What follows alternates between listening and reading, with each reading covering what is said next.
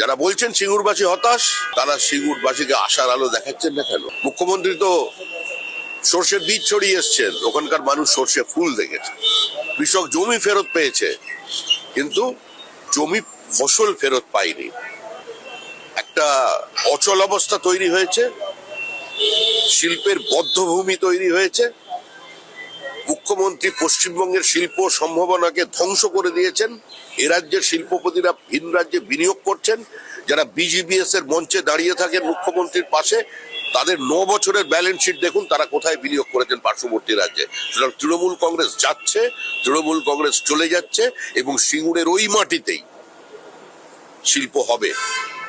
যে স্বপ্ন ওখানকার মানুষ দেখেছিলেন বা আমরা দেখেছিলাম, যে একটা ইন্টারন্যাশনাল অটোমোবাইল হাব তৈরি হতে চলেছে আজকে সিঙ্গুরে, সেটাই হবে।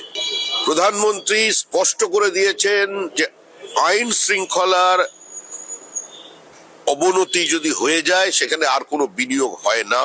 প্রধানমন্ত্রী আর্থসামাজিক উত্তরণের কথা বলে গেছেন এবং আহ্বান করেছেন মানুষকে এই সরকারকে সরিয়ে দিতে।